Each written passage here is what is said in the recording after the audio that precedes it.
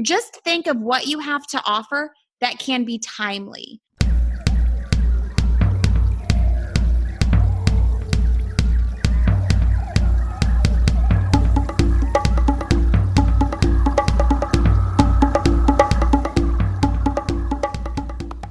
Hello, and welcome back to the Wild Business Growth Podcast, presented by Hippo Direct. This is your place to hear from a new entrepreneur or innovator every single Wednesday morning who's unleashing creativity to grow their business. I'm your host, Max Brandstetter, digital marketing dude at Hippo Direct. You can hit me up at max@hippodirect.com if you're struggling with your podcasting or digital marketing. This is episode number 30. Can you believe we're at episode 30? We have an amazing guest for you today, and it's Christina Nicholson, aka Christina All Day on social media. Christina is a news reporter and anchor turned media agency owner, and she is the absolute expert in PR, or whatever you want to call PR these days. Learn about her transition from employee to entrepreneur, the different types of media and how they can help your business, and why media and PR is so important in this day and age. Plus, tune in at the end for a special offer she has just for you. It's Christina Nicholson, the media maven. Cameras rolling. Enjoy the show. Alrighty, we are here with Christina Nicholson, the media maven, the media rock star, and Christina All Day, as you're known on the social media sphere there. Christina, how are you doing today? I am good, thank you. How are you? I am great. Yeah, doing great up here. It's we're having a bit of a heat wave compared to what we had recently, so it is it's been fantastic.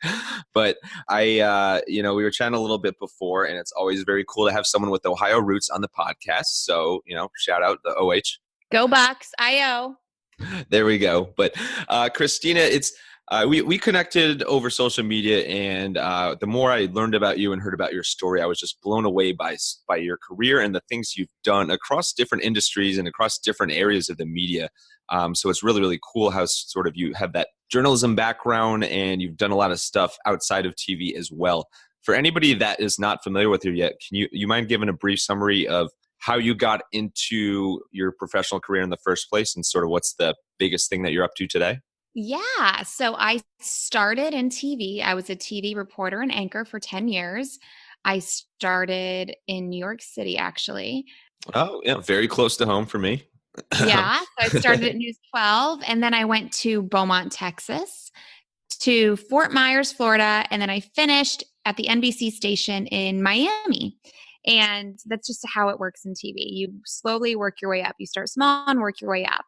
Right. And New York City is not small, but I worked at News 12, which is a cable station. So that was starting small. And then when I was at NBC in Miami, I had a couple of kids, and I don't have family here. My husband's family isn't here. So I needed a flexible schedule. So I had to get out of the industry just because the TV news industry does not warrant a flexible schedule. It is 24/7. So after early mornings, like waking up at 2 a.m. to anchor some shows or standing in a hurricane for 12 hours straight, I decided to go into public relations, which was honestly never something I thought of. But when I was in TV, obviously I get pitched by a lot of publicists who would try to get their clients on TV, and their pitches were horrible. It was just very obvious. They had no idea what it was like to work in the media, what we did in the media. So I said, all right, clearly I can do this job. They have no idea what it's like here. So I worked at a PR agency for 6 months, and I didn't like the way the agency was run. I was still having flexibility problems, basically because my boss was kind of crazy. He was one of those bosses that when you walk in the door at 9:01, he's like looking at his clock and shaking his head because you're a minute late. And right. So you're saying I shouldn't have your boss on the podcast? You wouldn't want to, no, Max. Okay, no. Cool. Thank you. I appreciate the heads up. Cool. All right. So after 6 months, I left and I said, you know what? I can just do this on my own, because at that point I learned nobody was going to give me the flexible schedule that I wanted. So I just started doing it on my own. And I started as what I called myself a professional freelancer. And then I slowly started building a team. So now I have a couple of different streams of revenue. I have a PR agency, which is, the client comes to us. They want us to handle everything under the PR umbrella for them. They give us the money. We do everything for them. But Mm-hmm. then I kept getting approached by people, mainly on social media or on my email list. And they would say, hey, Mm-hmm. look, we love what you do for your clients. Can we be a client? Can you do this for me? And I would say, yeah, it's this much. And they'd say, oh, I don't have a budget. And I'm like, okay, well, why don't I just like cut you a break? Like, just tell you everything that me and my team do, and then you just have to implement it yourself. So that's how I started media mentoring. So I Mm-hmm. mentor small business owners on how to be their own publicist so they can grow their business. And then I still get paid as a TV host. I do some stuff with Lifetime TV. They have a couple of morning shows that I host for on a freelance basis. And then I have my fun little lifestyle blog called Christina All Day. And I like it because it all overlaps, right? Like Right. lifestyle Yeah. blogging, TV hosting with the PR agency. Like there's just so much overlap, especially the way the media works today and where people consume their content. So that's why I choose to continue to host TV. And that's why I choose to keep up with my lifestyle blog, because there's just so much overlap today. And I think it's important to be very mindful of the industry and to also practice what you preach. Mm-hmm. Yeah, exactly. And speaking of the word mindful, I have to, you show a lot of love to the letter M with Media Maven and more and all that. And as a letter M fan, being Max, I just have to thank you for that. So That's so funny. thank you very much with a capital M. But I think it's amazing that you were in that world for a while and you said, you know what, I'm going to do it myself. You know, that's really cool that you stepped out on your own like that. How did you build that confidence to break it on your own in the first place? I feel like confidence is something that you can't really build or teach. You get it by doing it. I Mm-hmm. remember when I left my job at the PR agency, it wasn't something that was really planned or thought about. It was just like, there's like a saying, people don't leave their jobs, they leave their boss. I was definitely that person. I had to leave the boss. I was going to say, based on your previous example, it sounds like that. Yeah. So I was just kind of like scared and I was like, oh my gosh, what am I going to do? But then once you start doing it, and then you do the trial and error, and then you learn, and then you mess up, but then you learn, like that's how you start gaining confidence. So it wasn't so much that I had confidence to do it. It was more so I had to do it and I Hmm. wanted to do it. And I wasn't afraid to figure out how to do it during the process. Right. Okay. And how did you come up with the name Media Maven and the sort of the brand, the ideology behind that? Okay, that's a good question. So my blog now is Christina All Day. But Hmm. when I first started, it was somebody gave me the idea. She actually built my website and she was like, you should be Mascara Maven. And I was like, okay. Mm. But Mascara Maven was taken. So I was like, well, Oh, let's just no. add and more to it. So then the blog was Mascara Maven and more. So then when I started my business, Oh. somebody was like, well, just be Media Maven. And then Media Maven was taken. So I was like, well, then I guess I'm MediaMavenandMore.com. So that's how that happened. There really wasn't a whole lot of thought behind it, but I Yeah. guess it works, because it's got those M's and whatnot. Right, exactly. That's what I was going to say. Yeah, I'm jumping out of my seat here. But the I was the person that had both of those domain names locked down. So I apologize, but Yeah. but no, it's always like a full out battle for domain names now. It's just crazy, and you see so many startups and different companies with just weird spellings to get that website. So that's interesting that it affected you as well. What has been the biggest change as you've transitioned and sort of gone out on your own on this adventure? The biggest change is that a lot of people, when I first started, and I remember even telling people, yeah, I'm just going to start my own business. And they were so afraid. They thought it was like unstable. And I did too. Because I was like, Hmm. I don't have a guaranteed paycheck coming in every 2 weeks. But Right. after you work for yourself, you realize it's more stable to work for yourself than it is for anybody else. Hmm. Because while you think you have a guaranteed paycheck coming in every 2 weeks, you don't, because you could get fired or the company you work for could get bought. I mean, Right. people used to think that a government job was secure. Now look, you know what I mean? Like they Right. were Exactly. furloughed for how long? So it's and not just is it more secure on your own because you are in charge of how much money you make, but like if you want to make more money, you have the freedom to make more money. At a job, you have to ask for a raise. And if you get a raise, it's like, here's an extra $2,000 a year. It's like so minimal, it doesn't make that big of an impact. When if I want to Right. make an extra $2,000 in a week, I could just do something and figure out a way to make it happen. So I Hmm. think the biggest change would just be in my mindset and the way the world works and the way business works, just by learning so many things. And then this may sound silly too, but We like silly. all right, we'll be silly here. So I live in South Florida. So there's like, you can go on a boat tour around the like Palm Beach and the islands outside of Miami and Miami Beach. And Hmm. they always tell you who lives in these big mansions and what they do.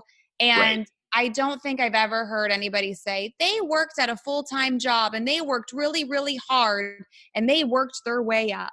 Like, Right. That's so never is true. that the story of anybody who lives in one of those mansions. It's always somebody who started something or who Right. invested in something. And I think yes, obviously starting things and investing in things is risky, but I think taking risk is something that I've learned. I've learned to invest in my business. My first couple of years in business, I was investing time because I was afraid to invest money. And I was working 12, 14 hours a day, super stressed out, unhappy. Like, why did I want to do this again? But then Right. when I started investing money, my business started growing. And it's just, I think, like to answer your question that you asked me like 30 minutes ago, because I've been going on and on. Oh no, I remember that. Yeah. I think the biggest change is just my mindset for sure. Oh, yeah, totally. No, and I appreciate take as long as you want with the answers, but you had a lot of really, really good points there. I'm thinking back to it was kind of surreal, but so our founder and president is my dad actually. We're a family business, Hi, and Dad. yeah, I did. Shout out Greg. But My we dad's name is Greg, really? Oh my and he's a God, business Jesus! owner too in Ohio. There we go. Oh, shout out business owner Greg's in Ohio, but that's amazing. But I previously interviewed him for an episode, and we sort of did our whole Hippo Direct story and everything. But one of the things that he said was very, very similar to what you just said right there, and was that when you think back to the neighborhood that I grew up in, and would look at the different, our neighbors down the street and how so many people had very high quality jobs, very dependable jobs, and a lot of big name companies and very stable and whatnot. But my dad, he always felt more confident in his future going off on his own than anybody else in the neighborhood did, because he was truly betting on himself and not at the decision making or ownership of anybody else. And that's exactly what you were saying right there, is that and kind of like the extreme version of that is that, yeah, a lot of the people that do become, multi-millionaires or billionaires, a lot of them really just aren't in that traditional sort of corporate world or agency world, but they're starting things on their own. And so that's a really, really neat tie in there. Yeah, I mean, and it's something that you don't really, I mean, people just don't think maybe it's not possible for them, or they just don't know what to do. And that's honestly when I started investing in my business. My income was very up and down. It wasn't steady. And I held off on hiring a business coach for so long, just Mm-hmm. because, like everybody online is a freaking business coach and most of them don't have any money. So I actually, Right. I actually found one that was actually making money and her clients were making money. Yeah. And I didn't have $15,000 to pay for her. That's what it was. It was $15,000 a year. Wow. So I put it on a credit card and I said, I hate wasting money. So if I'm going to put this on a credit card, then I'm going to do exactly every single thing they tell me to do to pay it off. And I had the $15,000 paid off within 6 months. And that was, like that's profit that I'm using to pay it off, because I'm paying myself, I'm paying my bills. Mm-hmm. After that, I was like, yeah, I mean, if an opportunity is good, I need to invest. And that's why I think now I get kind of frustrated with people when, they reach out to me and they say, oh yeah, I really want to buy your online course for $9.97, but I just don't have any money. And I'm like, well, Mm-hmm. why don't you have money? Well, because I don't have any clients. Well, why don't you have clients? Well, because nobody knows about me. I'm like, what the heck Mm. do you think the 997 course teaches you? How to get known? Like, you don't Right. have money because you're not spending money to learn how to make money. Right. Yeah. You got to spend a little bit. Yeah. Yeah. And it's like, And I understand you may not have it sitting in a bank. I also did not have $15,000 just sitting in the bank. That's why I put it on a credit card.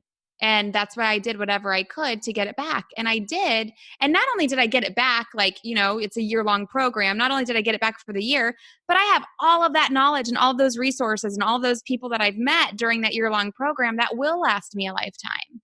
So yeah, I think just being risky and investing time and money is huge if you really want to do it. Now, this isn't for everybody.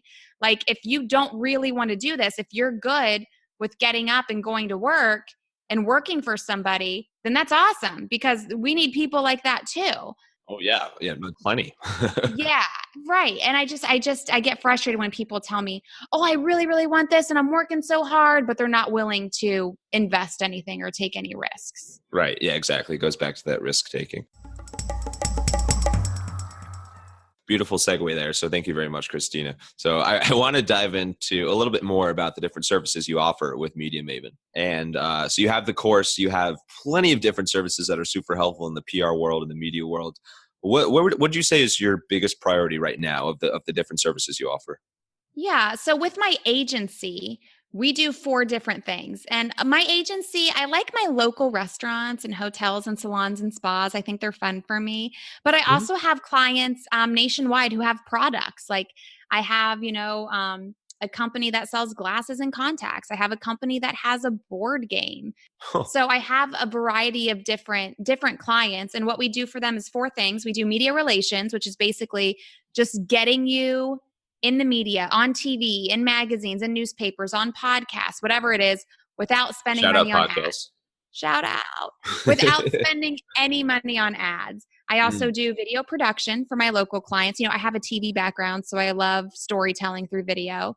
I do right. SEO focused blogging because I like really nerd out about that stuff. Hey, that's something that's coming more and more important too. Yeah. Oh, for sure. I mean, how do you find something? You got to be able to be found. I call it Googleable, even though it's not a word. It's just Googleable. That's a fun word. I might have tripped over it a little bit, but oh yeah, I can never say it right. I mean, I made it up, so I think I can say it however. And then I do Instagram management. I don't do any of the other social media, but I think Instagram is fun. So I'll do Instagram. So for my yeah. agency, that's what I do. And then the mentoring side, you basically have 2 options. You can get my online course for $9.97 and it's self-study. You do it on your own, or you can get me with it. So when you get Oh, how about that? how can you turn that down? Obviously, you're paying a little bit more, but you get to do it with me. So you're going through the online course, you're writing your pitches to the media, you're emailing them to me and saying, "Hey, Christina, go over this pitch." And I'm like, "Okay, great. I actually know somebody at that TV station. So let me make an introduction for you." Or let me build you a media list. Do you want to be in Oprah's magazine? Let me get you the contact information of everybody there.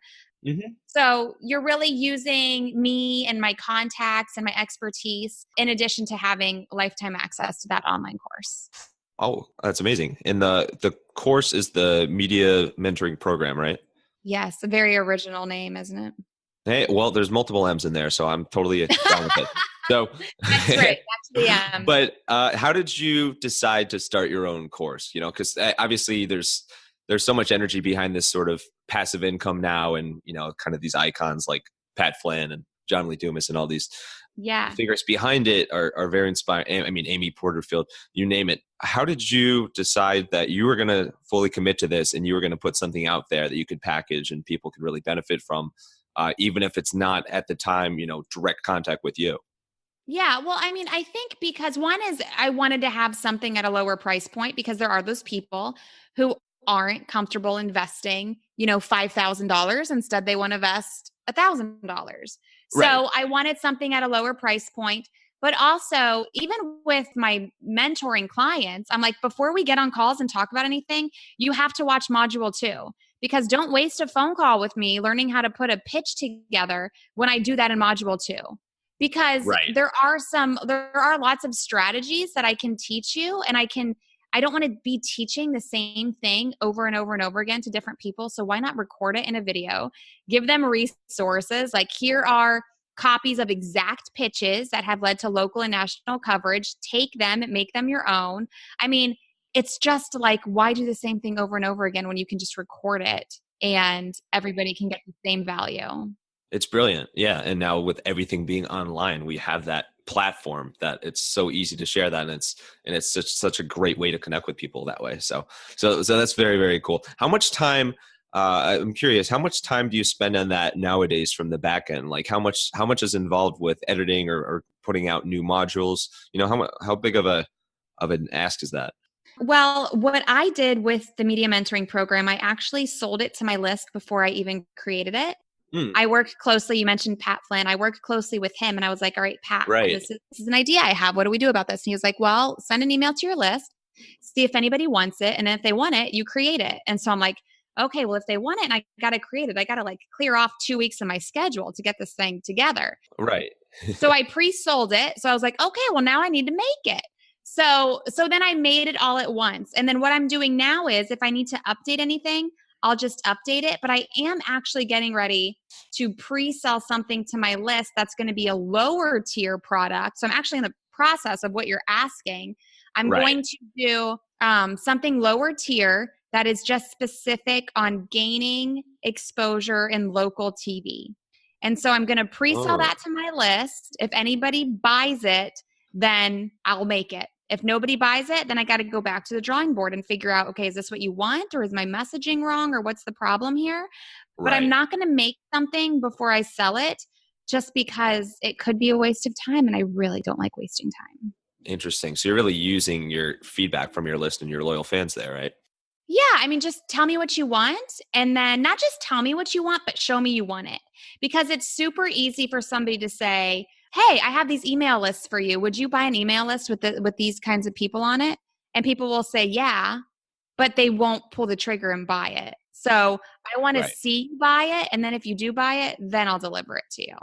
Okay, awesome. That makes a lot of sense. And then there's another area of the services you offer that I want to touch on because it really stuck out on the video production side. So we at Hippo Direct, a lot of our clients are in the dental space. We're an official list licensee of the American Dental Association. So of course your video on periodontist marketing stood out to us. I So was just going to say, I've done videos for a dentist before.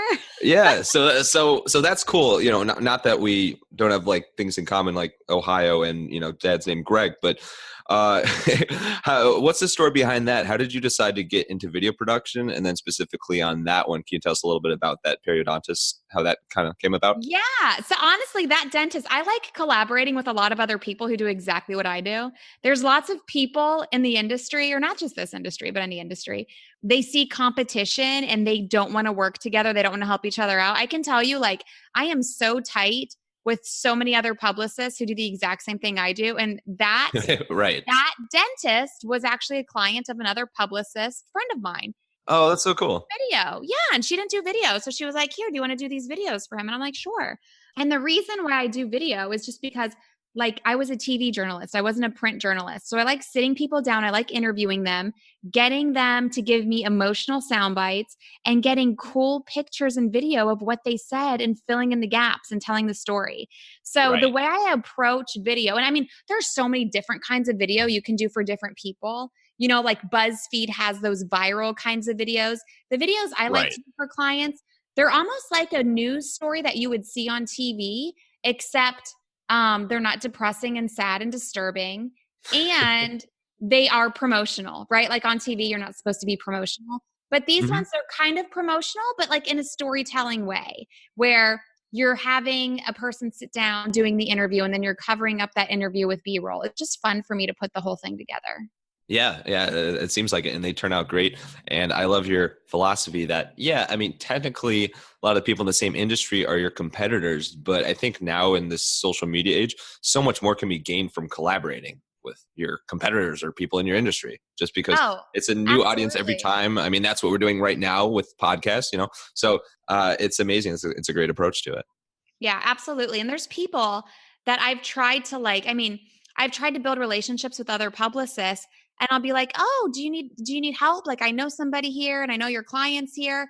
And they like I don't know if they think I'm being like crazy or what, but they don't respond and they don't want to build the relationship or maybe they think I'm a competitor. I don't know what it is. Not everybody is down with the collaboration with people in your industry, but I Right. totally am because I have only seen good things from it when I do collaborate with people. It has never, ever hurt me. It's only helped me. Right. Yeah. There's so much upside to it. Can you imagine getting a 100% open rate on your next marketing message? Well, you can with extra large postcards that are impossible to ignore. Hippo Direct can help you find the perfect list of proven direct mail responders. We can even help lay out and design the postcard for you. Check us out at hippodirect.com. So I want to talk about PR sort of more in general for a little bit. And for this, you're obviously an expert in the PR world. But for anybody that's more of a beginner or not as familiar with the PR industry, can you start us off by giving us a little breakdown of the differences between earned and paid media?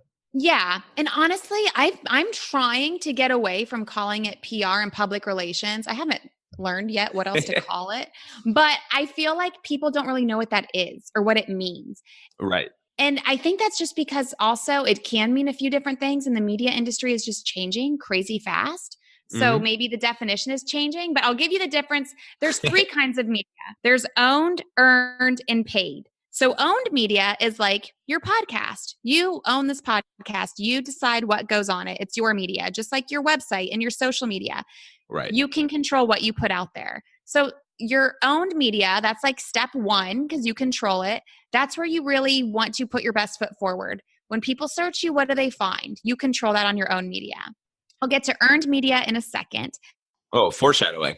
Yes. Stay tuned, people. Stay tuned. After the break. Media is just like what it sounds like. I mean, you're buying an advertisement. You're paying for coverage. You're paying for the Facebook ad, whatever it is. Right. Now, owned media should come first. Paid media should come last, because if you start with paid media, say you're putting out this Facebook ad, well, where are you going to send people? You have to have owned media in place. You have to have some place to send them. You don't want to spend money on an ad, and then when people check you out, they don't like what they see because your own media doesn't look good. But in between those two is earned media. And earned media is the hardest to get, and it is worth the most. And it's free. That's the good news. So it's free and it's worth the most. So earned media, it would be like me being a guest on your podcast right now. I have earned this spot, and I have earned it with my own media, like you mentioned, from social media. So that's why I'm on your podcast, for example. Earned media is when you get that segment on local TV on the morning show because it's back to school time and you have like the best book bags and lunch boxes to show people. You're earning that coverage because of your expertise. So you have the owned media and the earned media and then the paid media. Now, obviously, it would be lovely to have all three of these because these all three work together to build your brand. And the biggest brands have all three. But starting out, you want to start with owned, and then you want to start to get earned. And then by that point, you should have, if you're doing it all right, you should have a budget to start paid media. And those advertisements will convert higher because of the earned and the owned media behind it. Thank you very much. I'm like furiously taking notes here because that was a great crash course. And I guess we'll put it in quotes, like not public relations because it's a changing name. But yeah, I don't know what to call it. Like I tell people more visibility, but that's so vague too. I say earned media. Nobody knows what I'm talking about. So I usually say, well, they do now. Now they do. Now everybody does. That's earned media, people. Now you know what I'm throwing down. Right. Yeah, we're picking it up. But earned media. So let's zero in on that one because I think that's the most interesting. And you mentioned that it's the hardest to get, but it can just work wonders for your business.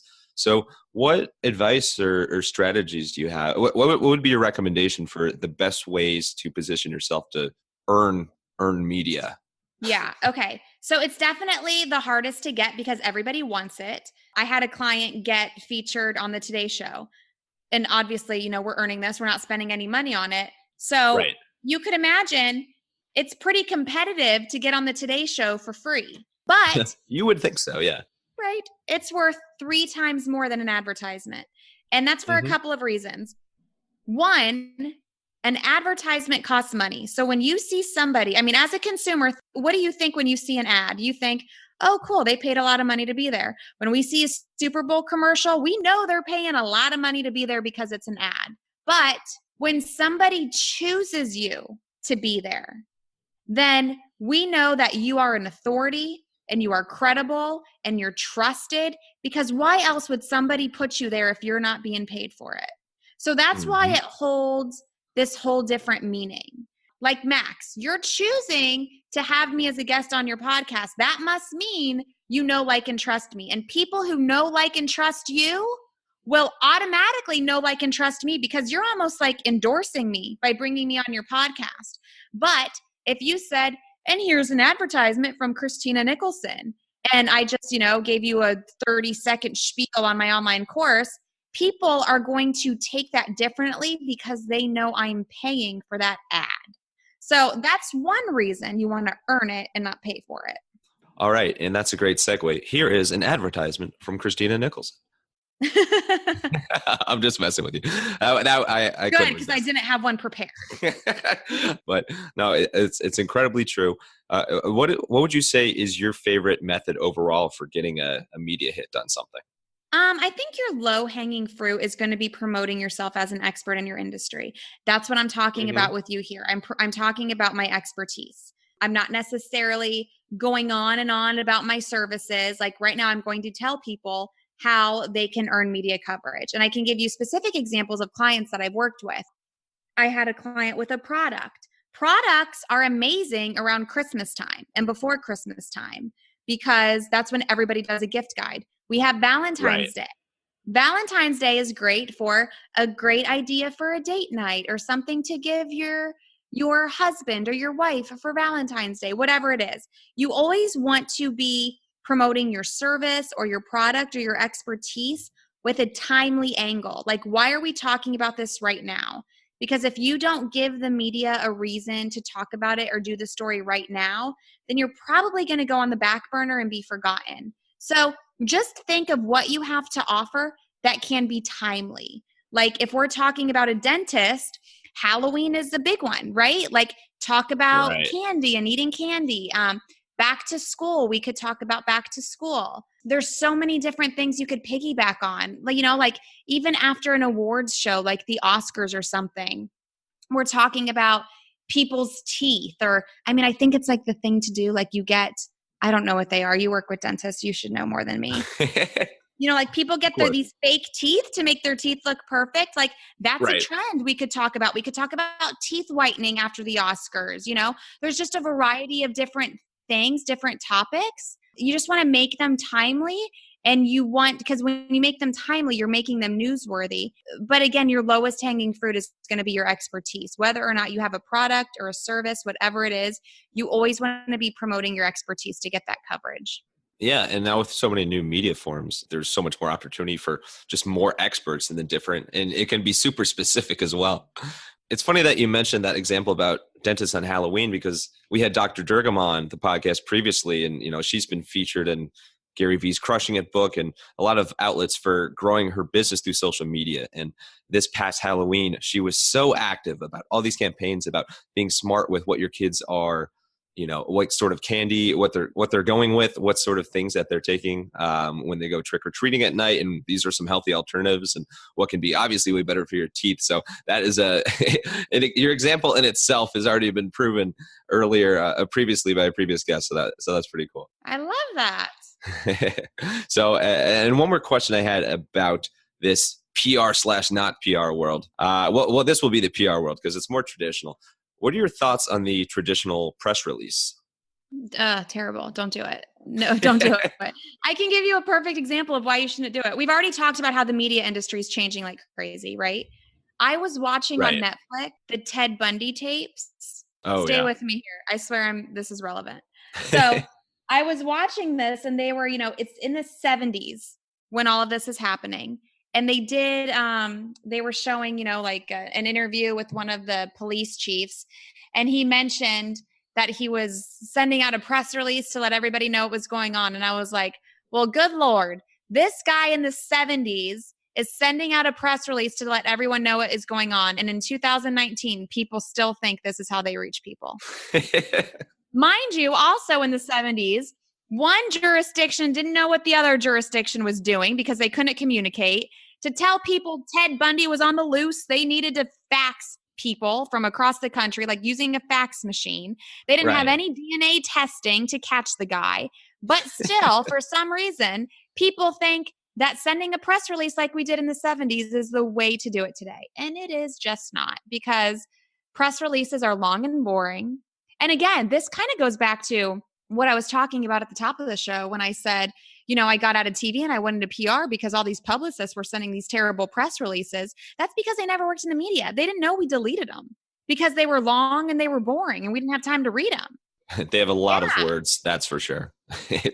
Yeah, so don't write press releases. Instead, write short, sweet pitches, 5 sentences on, I've got a great story. This is it. This is why your audience should care. This is why I'm a fit for it. This is my contact information. That's all you need. Bang. We're going to title this Christina Nicholson Drops the Mic on Press Releases. Boom.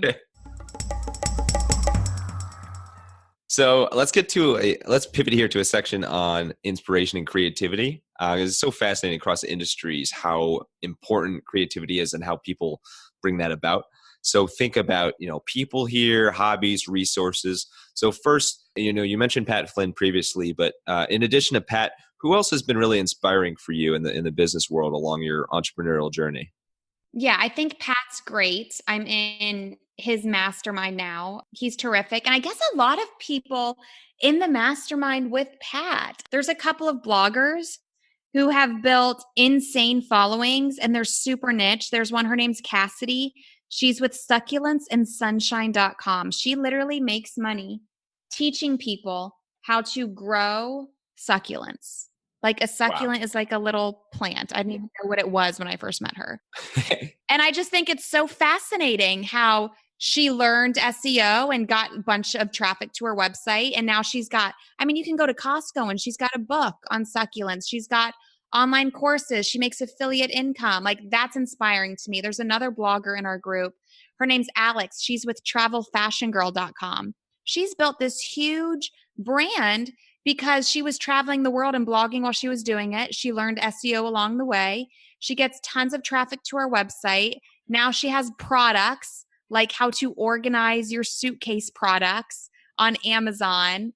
And I just think that's super cool. There's just so many really cool people in this mastermind who are just very smart and very strategic. And that's what really inspires me and impresses me and motivates me. They are so strategic. Like, we're all in this Slack group and they'll be talking about a landing page and they'll be like, this is the traffic I get. These are the conversion rates. This is how long the person stays on the page. I made this one little switch here and another switch here. I moved this picture from the left to the right. And now these are my new numbers and it made a big difference. Like, their attention, they're like Disney World with their attention to detail on things like their landing pages. And I'm like, I'm super impressed by that. Because I'm all about being strategic, but some of these people in this mastermind, they take strategy to a whole other level that just amazes me. Yeah. And with the succulents, it's proof that you can never be too specific. You can grow a passionate fan base around everything. Although I recently learned what succulents were as well. And they do seem to be pretty hot right now. It seems like a great time for succulents. Yes, I know. And we've actually talked about that. We were like, Cassidy, this is becoming trendy. Like, you are about to get bigger than you are. That's amazing. Riding the succulent wave, or creating the succulent wave. That's great. Yeah. How about hobbies? What do you like to do outside of work to sort of free your mind and keep your mind fresh? I am a big reader. So I like to read books. I love anything James Patterson writes. He's my favorite. Mm-hmm. And then I read a lot of business books in between the fun books. And then Christina All Day, my lifestyle blog. I try to keep that fun. I try not to make it work. Yes, it brings in a little bit of income, but that's not the goal of it. The goal of it is really just to have fun. And it's really to learn. It's almost like an experiment because I do work with bloggers and influencers. So I want to be a part of that world to learn more. But I get a lot of fun opportunities with my kids with the lifestyle blog. So that's more fun than it is work. And I kind of want to keep it that way. So yeah, that's always that's a great place to be. Those two things, really. Okay. Any specific books, whether it be James Patterson or the business books that you want to shout out? Okay. Well, I can tell you, I had a built-in bookshelf with a sliding ladder built in my home. No way. just because I have so many books. That's So amazing. yes, That's like the old school library with exactly. So yes, anything by James Patterson, I definitely suggest. As far as business books, right now I'm reading This Is Marketing by Seth Godin. Oh yeah. I really liked Profit First. I read Crush It a while ago, and I really liked it. Yeah. So long ago. That Did you was read a good Crushing It? one. I read Crushing It. Yeah, that Yeah, was good. very cool. I have a friend featured in that book. I think she Oh actually yeah. read. If you listen to the audio, I believe she's the female voice of that book. Oh, is this Amy? Amy Landino, yes. Yes, exactly. Yeah, very familiar with her. That's awesome. Yeah, she's great. That's amazing. Yeah, so I'm always reading and learning. I was reading just only business books for a while, and I think I was getting a little burnt out. So I try to mix a fun book with Right. a good book. Yeah. Yeah, that's funny. I past couple years I've gotten way more into reading. As I've come more into adulthood in the post college life. Like reading for fun, not for a test. Right, exactly. Yeah, it's a little bit different, but no, I just discovered a while ago that because I used to hate reading, and discovered a while ago that it doesn't have to be a burden. If you find something that is enjoyable or that can educate you and is insightful, then it's actually fun, which is like 10-year-old me would like scream at the mid-20s me for saying that, but but it's so true. And this year when I was kind of thinking about how I approach like how often I want to read and that sort of thing, I'm like, it feels like a really good mix when I alternate one business book and one non-business book, because to your point, if you do all business, it can kind of drown you, and you're in that business world all the time, where sometimes you just need something that's totally different, and like a fiction or something that takes you in a totally different direction. Yeah, no, that's totally true. Another thing that I do that's non-business related is I watch a lot of garbage TV. I mean, other Oh people call yeah. it garbage TV. I call it amazing TV, which is like the Real Housewives and all that stuff. Oh yeah. What's your favorite show? Well, I like the Real Housewives. I'll watch the Kardashians. I just binged Dirty John, which is insane. That was crazy. Was it a podcast turned into a It series? was a podcast turned into a series. Wow. Craziness. Yes. There you go. The podcast's so hot right now. But let's get to a section called the Wild Business Shout Out of the Week. The Wild Business Shout Out of the Week. I love it. I'm excited. Wild Business Shout Out of the Week. This is where we saw something recently that caught our attention in the marketing or advertising world and really broke through the clutter. And for this one, let's focus on the Super Bowl, because the Super Bowl is pretty recent. Obviously, one of the biggest things of the Super Bowl is the ads. So with the Super Bowl, Christina, what ad stuck out to you this year? I liked the Pepsi ad, and I'm a Coke drinker. Ooh. I liked it. And you know why I liked it? Because I feel like they were totally targeting me, because whenever I go to a restaurant and I ask for Coke and they don't have Coke, they say, "Is Pepsi okay?" And that's how this commercial started out. And I'm like, oh my God, that's so relatable, because that happens to me whenever I ask for Coke. And Right. I mean, you had Steve Carell, you had Lil Jon, you had Cardi B in it. So you got like the names. It was funny just because of the way they played off of the "Is Pepsi okay?" And Steve Carell's like, "Okay? What do you mean okay?" And then you got Lil Jon doing his "okay," however he raps it. And then Cardi B comes in with "oh," and it was so funny, like all the different ways you can say okay. And then of course we bedazzled the Pepsi can and it was all sparkly, which makes me happy because sparkles make me happy. But I just thought it was good. It was fun. It was cute. It was trendy. I liked it. Yeah, it was cool. I think, are you secretly the voice actor? You do voiceovers for Little John? For Cardi B? Cardi B, because that was super good. Thank you. Yeah, I should be. It proves that it's effective ad, just the fact that you're a Coke drinker, and that's the one that stuck out to you. So kudos to Pepsi for that one. But it was a really cool, I mean, they had the stars, so that was a really cool cast in it. It had a really neat message. And obviously there's so much energy towards Atlanta, with this being, where the Super Bowl was, and, Little John, obviously, like, there's just, they did really smart with their ties to it. So that was a great one as well. Let's take a step back for a second. Just being in this sort of media world, what is your take on spending millions of dollars for a 30-second Super Bowl spot? I mean, obviously these brands who do it, they have the money apparently to do it. That's why they do it. And the commercials, they get talked about before the Super Bowl. Like that one I mentioned, I saw actually before the Super Bowl. So they get talked about before the Super Bowl. People are actually paying attention. I think it's the only time people pay attention to commercials, honestly. Yeah. Yeah. Just because they know it's so expensive. And then people talk about them after. So you're not just paying for the commercial, but you're paying for people to talk about you before and after. But you are paying a lot of money. Again, outside of the Super Bowl, people fast forward through commercials, they tune out, they go to the bathroom, they get something to eat. So by this point, I'm not a huge fan of advertising just because I feel like a lot of these ads get ignored. But on the Super Bowl, they just live a little bit longer just, because they're a Super Bowl commercial. But you want to make sure then the pressure's on. Like, you can't have a stupid commercial.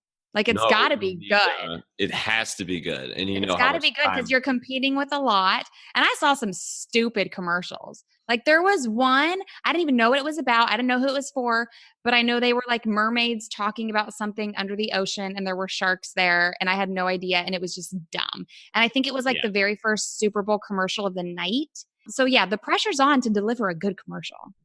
Yeah. And I just feel like there's always so much hype that like the standard keeps getting higher and higher. The bar keeps getting higher and higher. Like, it's really tough to deliver something that just resonates with the audience and that people won't find as, controversial or just that people enjoy, because there's so much hype for it that it's just, it's a fascinating area of the advertising world. But obviously if you do it right, it can be very effective because that is where all the eyeballs are for at least that night.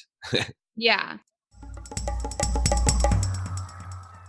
Only got a little bit of time left here. Let's wrap up with some rapid fire Q&A. Are you ready for it? I'm ready. I'm nervous. All right. Nervous. All right. Well, these are some hard hitting questions, so, buckle up, but let's get wild. What is your biggest pet peeve? The thing that comes to mind first is people who eat loud, like when they make a lot of noises when they're eating. Yeah. It just stresses me out. Especially when it's like, okay, I don't like this rapid fire. Weird things come out of my mouth now. I should have had a better answer than that. Well, hopefully weird things don't come out of people's mouths when they're chewing their food. Oh gosh. Okay. No, that was a good one. It's very true, especially when it's like chips or something like that. That's super loud. How about weird talent? Do you have any random talents that like aren't that useful, I guess, nowadays, but you can do it just like random? I don't think I have a weird talent, period. No? Not only one that's useful. I mean, I know how to floss. My daughter taught me how to floss. I can do the Running Man. Okay, so you're an expert dancer then. Yeah, I guess we could go that far. Gotcha. I don't know if I would call it a talent, but I have. So you know how like everybody has two kidneys, and well, most people. Yeah, most people. You have two kidneys. And then each kidney has one drain. I have a kidney that has two drains. So, really? Yeah. So I guess that's like super rare. It's called a dual kidney, I believe. Wow. So not a talent, but a rare thing about me. Yeah, no, that's a talent. Not to brag or anything, but like, what?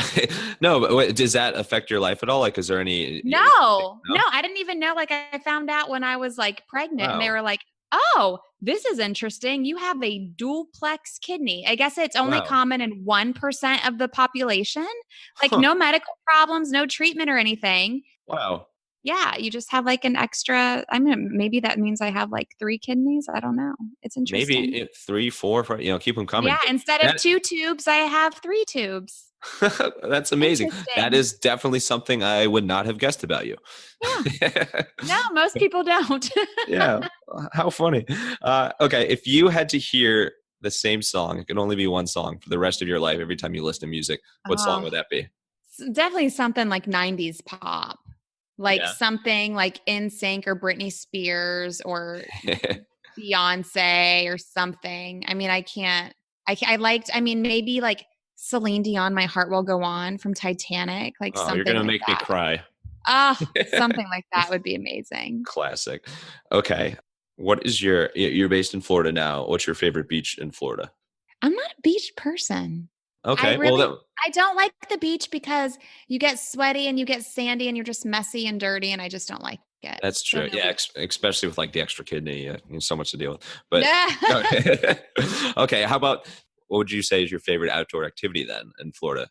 I really don't like to be outside. Is that weird? I live in South Florida. Let's start over. What's your favorite indoor activity? Reading books and watching The Housewives. There we go. No, okay. No, I mean, being outside's cool, but I'm very like, I don't like to be cold and I don't like to be hot. So like the temperature has to be perfect. So then I Mhm. can just like sit and chill. So I would say I just like to sit and chill outside and just not really doing a whole lot. Okay, cool. So now And that we've established I'm lazy, let's go on. well, no, I wouldn't say lazy. You don't. I don't think you have to I brand would it say that way. lazy. But okay, yeah. What? No, no, but no. I mean, the humidity is something else down there. I totally It is something understand else. that. Do you travel a lot? I try not to. I don't like to travel because then you have to go outside. You have to go All right, outside to travel, and I don't like to go outside. we're just gonna rename this segment "Everything That Christina Says No To." Right? No, I mean, I travel. I've been traveling a lot more for business. I go to San Diego a few times a year. I speak Oh, at cool. events. Yeah, so like I'm going to San Diego in March to meet with Pat and the mastermind. I'm speaking at the Mom 2.0 Summit in April in Austin. I just got back from speaking at an event in DC. So I travel a little bit for work. I visit family in Ohio. And then when I Yeah. travel for work, I find a way to make it a vacation and bring the family. So we kind of kill two birds with one stone. Oh, okay. Yeah, but when you live in Awesome. South Florida and you can just like drive to Disney World anytime, I mean, like the family travels, I mean, you just don't really need to do a lot of it because everything's kind of here. And then when they can tag along for some work things, then we just make that happen. Okay, there we go. Yeah, that makes a lot of sense. All right. Well, I have to ask because you are an Ohio State alum. I didn't go there, but I was on my short list. I almost went there. My brother's in med school there too, and growing up in Ohio, obviously everybody grows up Buckeye fans. So, what is your favorite OSU memory? Oh my gosh. Oh, I can tell you what it was. It was, I mean, I don't know if it's an OSU memory, but while I was at school there, I worked at Roosters, which is this Mhm. like amazing restaurant. And it was so fun because it was just like all girls working. We were all friends. And I would work every single day and I would make great money because, you're bartending and serving. So it's good money. And I would have fun because I was like hanging out with my friends. I just loved going to work at Roosters. There we go. A little cockle-doodle do. Yeah. And well, shout out Roosters, shout out Columbus there. But I think that's all for rapid fire Q&A. Hopefully that wasn't too nerve wracking for you. But It was a little bit nerve wracking. a Oh little my bit. gosh. But good question. Thank you, thank you. I'm glad I found a string there of things that you weren't interested in, so that was pretty funny. but thank you so much, Christina, for this entire podcast and for connecting in this way. It's been really really cool learning more about you and your story, and you're of course a major expert, PR or not PR, the media Maven yourself. So Whatever you want to call it. thanks for joining the podcast. And where is the best place for our listeners to connect with you?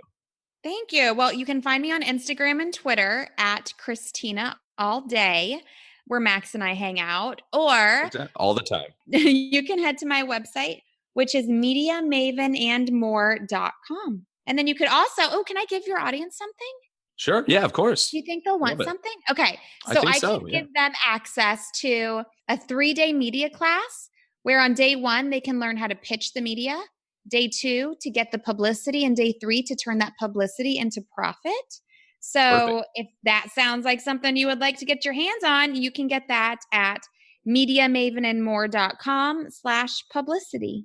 Perfect. Well, thank you so much. Appreciate the special gift there. Yeah. Well, thank you for having me. And yeah, we didn't discuss this, but I noticed you launched your podcast pretty much the same time I did, so that's kind of funny.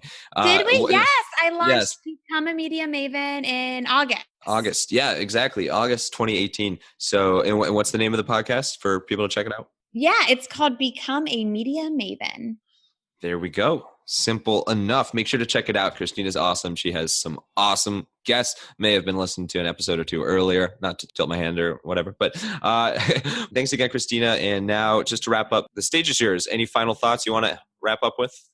Thank you so much for having me. And I think my final thought for people is to invest in your business, invest time, invest money. If this is something that you want to work, no successful business owner found success by holding back on time or money. So choose your coach wisely, choose your strategies wisely.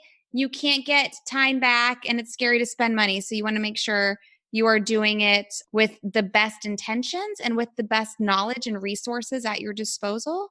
But if you invest your time and you invest money into your business wisely, then you will grow and take it to the next level. So don't be afraid. You have my permission to do it. Perfect. Thank you for your permission, and thank you for all you're doing to make the business world less scary. Christina all day. Thank you so much, Christina. And thank you, listeners, for investing your time in your podcast listening. We really appreciate you tuning in. Make sure to check out Christina's 3-day course. She is the expert and you will learn a ton. Again, you can access it at MediaMavenandMore.com/publicity. And as far as Hippo Direct and the Wild Business Growth Podcast, there are tons of extras and insightful marketing and business resources on the blog at hippodirect.com/blog. You can also access the Hippo Digest. It's your weekly recap of creative marketing. You can sign up and get it straight to your inbox every single Wednesday morning. As always, you can connect with us and let us know what you think. Let us know what questions you have or any guests you'd like to see at Hippo Direct on all your favorite social media platforms. Me personally, I can be reached at Max Brandstetter. And if you're not subscribed to this podcast already, make sure to do so on your favorite podcast platform. If you're an iPhone user, make sure to go to Apple Podcasts and leave a 5-star written review. It goes a long, long way and only takes a few seconds. That's all for this episode. Until next time, let your business run wild. Bring on the bongos!